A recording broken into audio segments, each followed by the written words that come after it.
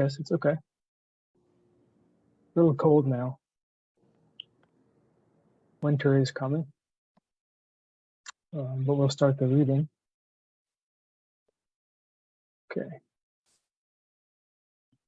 Dandavat Pranam, Namaste. By the instruction and grace of Om Vishnupad Paramahamsa Shripad Bhakti Madhava Puri Maharaj, we are here reading Srimad Bhagavatam. Om Namo Bhagavate Vasudevaya. We are here reading Canto 2, Cosmic Manifestation, Chapter 9, Text 36. This is the last verse of the Catuḥ-ślokī, and we're continuing Srila Prabhupada's purport from last time. Srila Jiva Goswami Prabhupada therefore comments on the words of Sarvatra Sarvada in the sense that the principles of Bhakti Yoga or devotional service to the Lord are apt in all circumstances, i.e. Bhakti Yoga is recommended in all the revealed scriptures. It is performed by all authorities. It is important in all places. It is useful in all causes and effects, etc. As far as all the revealed scriptures are concerned, he quotes from Skanda Purana on the topics of Brahma and Narada as follows. Samsaresmin mahagore janma mrityu samakule pujanam vasudevasya tarakam vadhi bismatam. In the material world, which is full of darkness and dangers, combined with birth and death and full of different anxieties, the only way to get out of the great entanglement is to accept loving transcendental devotional service to Lord Vasudeva. This is accepted by all classes of philosophers. Srila Jiva Goswami also quotes another common passage which is found in the three Puranas, namely the Padma Purana, Skanda Purana, and Linga Purana. It runs as follows. Alhodhya sarva shastrani vicharya cha punha puna idam ekam sunishpanam deyo narayana sada. By scrutinizingly reviewing all the revealed scriptures and judging them again and again, it is now concluded that Lord Narayan is the supreme absolute truth, and thus he alone should be worshipped. The same truth is also indirectly described in the Garuda Purana as follows. Param gato pivedhanam sarva shastrartha vedyapi yona sarveshvare bhaktas tam vidyat purushadhamam. Even though one may have gone to the other side of all the Vedas, and even though one is well versed in all the revealed scriptures, if one is not a devotee of the Supreme Lord, he must be considered the lowest of mankind. Similarly, it is also stated in Srimad Bhagavatam 5.8.12 indirectly as follows. Yasyasti bhaktir bhagavatya kinchan sarvar gunas tatra samasate sura haravabhakta sasya kuto mahad guna manoratena sati tavato bahi. One who has unflinching devotion unto the Supreme Personality of Godhead must have all the good qualities of the demigods, and contrarily, one who is not a devotee of the Lord must be hovering in the darkness of mental speculation, and thus must be engaged in material impermanence. Dandavat Pranam Umadevi. Dandavat Pranam Prabhuji. Srimad Bhagavatam 11.11.18 says, Shabda Brahmani Nisnato Na Nisnayat Pareyadi Shramastasya Shramafalo Hyadenum Eva Rakshata. One may be well versed in all the transcendental literature of the Vedas, but if he fails to be acquainted with the Supreme, then it must be concluded that all of his education is like the burden of a beast, or like one's keeping a cow without milking capacity.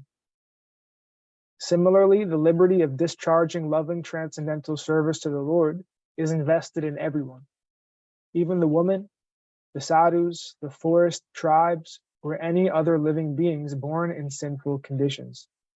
Te vai vedanti atitaranti cha deva mayam Sri Sudra Huna Sabara Api Papai Jiva Yadhyadbhuta Krama Parayana Shilas Shiksas Tiryajana Pi Kimushuta Dharanaye.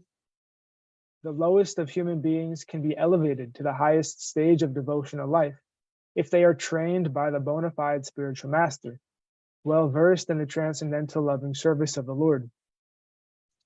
If the lowest can be so elevated, then what to speak of the highest, who are well versed in Vedic knowledge?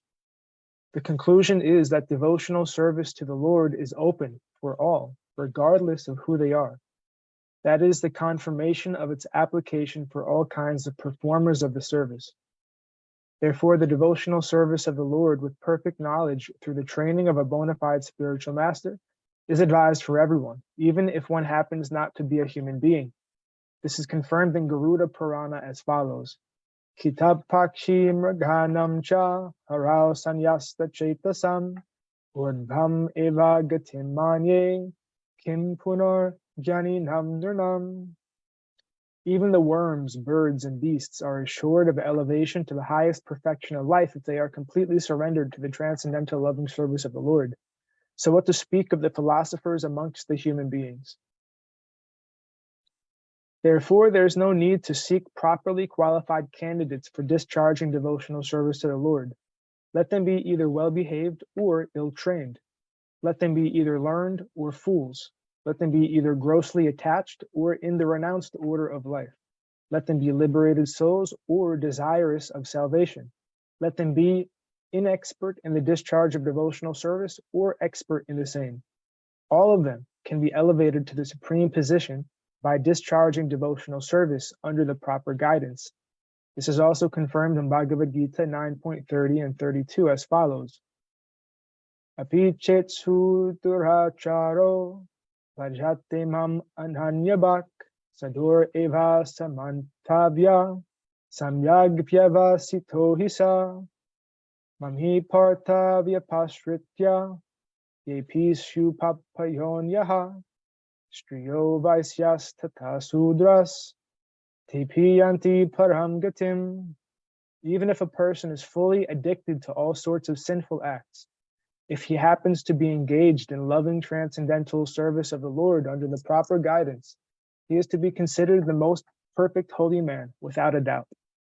And thus any person whatsoever and whosoever he or she may be, even the fallen woman, the less intelligent laborer, the dull mercantile man, or even a man lower than all these, can attain the highest perfection of life by going back home, back to Godhead, provided he or she takes shelter of the lotus feet of the Lord in all earnestness. This sincere earnestness is the only qualification that can lead one to the highest perfectional stage of life. And until such real earnestness is aroused, there is a difference between cleanliness or uncleanliness, learning or non-learning, in the material estimation. Fire is always fire. And thus, if someone touches the fire knowingly or unknowingly, the fire will act in its own way without discrimination. The principle is, Harir harati papani dushta chitar api smrta.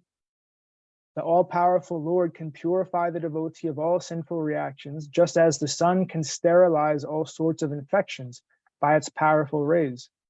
Attraction for material enjoyment cannot act upon a pure devotee of the Lord. There are hundreds and thousands of aphorisms in the revealed scriptures. Atmaramas cha munya. Even the self-realized souls are also attracted by the transcendental loving service of the Lord. Kichit kevalaya bhaktya vasudeva parayana. Simply by hearing and chanting, one becomes a great devotee of Lord Vasudeva. Achalati bhagavat padaravindal lavan Dimishardam Apisa Vaishnava Griha. A person who does not move from the lotus feet of the Lord, even for a moment or a second, is to be considered the greatest of all Vaishnavas. Bhagavat Parshadhatam Prate Matsivaya Pratitamte The pure devotees are convinced of attaining the association of the personality of Godhead, and thus they are always engaged in the transcendental loving service of the Lord. Therefore, in all continents, in all planets, in all universes, devotional service to the Lord, or Bhakti Yoga, is current, and that is the statement of the Srimad Bhagavatam and allied scriptures. Everywhere means in every part of the creation of the Lord, and the Lord can be served by all the senses, or even simply by the mind. The South Indian Brahmana, who served the Lord simply on the strength of his mind, factually realized the Lord. Success is guaranteed for a devotee who fully engages any one of his senses in the mode of devotional service. The Lord can be served by any ingredient, even the most common commodity, a flower, a leaf of fruit, or a little water, which are available in any part of the universe and without cost. And thus the Lord is served universally by the universal entities. He can be served simply by hearing. He can be served simply by chanting or reading about his activities. He can be served simply by adoring him and accepting him. In the Bhagavad Gita, it is stated that one can serve the Lord by offering the result of one's own work.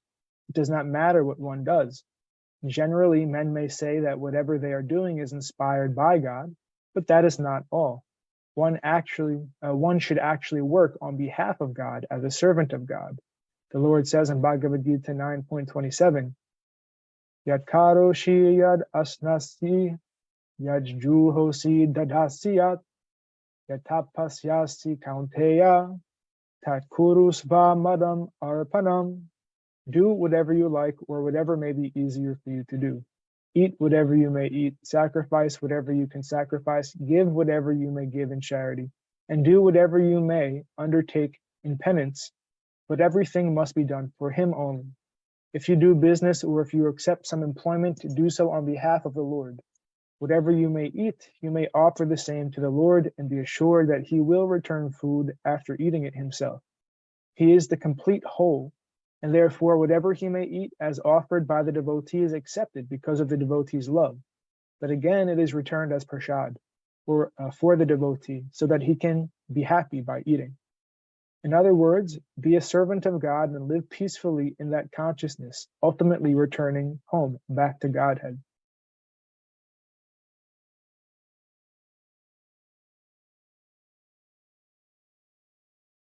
So we'll end here for today. And if there are any comments from anybody, Dhanyavad Pranam Vishwambar Prabhu. Dandas Prabhuji, Dandas, Hare Krishna, Dandas to all devotees. Hare Krishna, very nice Prabhu. I thought I'll make some time from my work schedule and join the meeting. So Catuḥ-ślokī, these are like 4 verses, Prabhu. Catuḥ-ślokī are the 4 verses in Bhagavatam, verse 33, 34, 35, and 36 in Canto 2, Chapter 9, where Lord Vishnu is telling Lord Brahma the essence of the teachings of the whole Bhagavatam. So this is the purport, Srila Prabhupada's purport to that last verse, and we'll continue it on Friday. We're not finished yet. Okay, Prabhuji. Just a humble suggestion, Prabhu, because devotees are joining, so maybe you can share the screen when you're reading, they can read along. You can, or you can pull it, if you're on your computer, you can pull it up. I can send you the link. But it's nice to see all the devotees here. Yeah. Prabhuji, I have a question. Can you differentiate between what is Gyan Yoga and Bhakti Yoga and Raj Yoga and Karma Yoga? So basically, what is the difference between Gyan Yoga and Bhakti Yoga? Is there any difference? Yeah, of course, that's a huge topic in Bhagavad Gita. Gyan Yoga is mental speculation. You're trying to know, Gyan Yoga is trying to know Brahman ultimately. Just trying to have knowledge of the absolute. There's no desire to serve the Lord, no desire to engage in loving activities of service with the Lord and the devotees. You only want knowledge to satisfy your mind, and the only difference is that you want absolute knowledge, but still the heart is not attracted to service. Still, it's a self-centered desire. So bhakti yoga is the shift from self-centered to God-centered. You give up your selfish inclination in order to serve what is the source of the self. See, can they exist independently? Like suppose I'm a Jnani yogi, so it so can I be independent of bhakti yoga?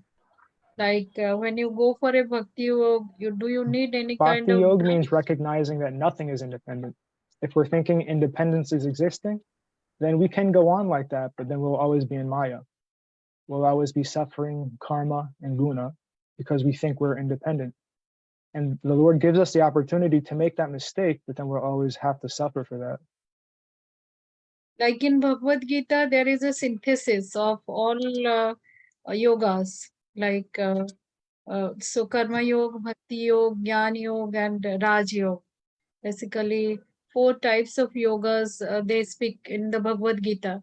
And there is a synthesis. They are trying to make a synthesis between all 4. So, but sometimes when you go for Bhakti, I believe that you don't need a kind of yes, ultimately that you can say knowledge of absolute reality, the kind of knowledge is there, gyan is there, and but no yes I kind of what I just really confused. Then you when you do the karma, sometimes certain things are independently they can exist, but again in the as you said that mental label, all these things are coexist together, like karma, bhakti, and the gyan, and also the rajya. What do you thought about that? Because ultimately It's a that you are progression. going. Bhagavad Gita gives a progression. So out of the Lord's mercy, and he's being well aware that the jiva souls have their own desires and they want to enjoy independently of him. He knows that. He knows. So he's being very merciful and giving levels. So for those who can't accept anything beyond fruitive activity, he gives them karma yoga. He says, sure, you want to do work, you want to receive reward for your work, then do that. But remember me. Try to remember me if you can. Instead of thinking, oh, I'm working to satisfy myself, oh, I'm working to just provide for my family, at least you try to think of me and remember me, and you offer these activities to me. And then you go on in your work and you'll make some spiritual progress that way. So that's one level, karma yoga. But then he says then the next step, one step forward, is then jnana yoga. Do you want to renounce all of that karmic activity and you want to just meditate upon Brahman? Okay, you can do that too. You try to remember that Brahman is the energy of Bhagavan. You try to always connect things back to Krishna. But you want to enjoy yourself by meditating on Brahman instead of being engaged in karmic activity? No problem, you can do that too.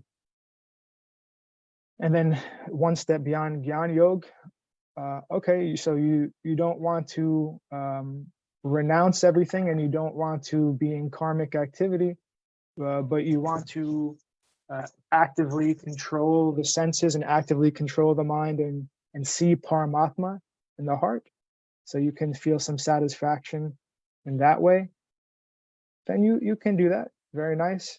Please just try to remember me in that process. So and then one step beyond bhakti yoga. Oh, you're ready to give up all exploitation and renunciation. You're ready to stop just trying to enjoy yourself in so many different ways. You're ready to surrender unto me and to give up all types of religiosity. Sarva dharmam parityaga, mamekam sharanam vraja, mama aham svam tarva papebhyo mokshashyami masucha. You're ready to do that, bhakti yoga? Oh, very nice. Thank you. Here's how to do that. So he's very merciful the whole time. Whatever the soul wants to do, he's saying, you do that. Whatever you want to do, you do that. Just try to remember me. And so he's giving it like this, So it's very nice in that way. No, what I'm trying to see that you are in a state, suppose take that you are guru and you have realized, when you have realized the Krishna Tattva or Krishna Prem. So what I mean to say that you have crossed, you have now the core yoga with you. Like to achieve some kind of Tattva is unless and until you have the state of four things in your mind, you cannot achieve that. Like suppose you are not in a jnana in a transcendental form, karma in a transcendental form, bhakti in a transcendental form, and yoga in a transcendental form, and then you cannot achieve. That is what I meant to say, is that like now you have achieved that state is something different from what we are doing. I try to understand, because I feel that without Gyan, then bhakti is also incomplete, because I don't have the spiritual knowledge, then I cannot have the Krishna Tattva. And when I talk about the karma is not ordinary karma in a sadharan karma, what we do in the daily life. So you are not doing that. You are in a higher state. And even also in the Raj Yoga, you are in a higher state of Samadhi.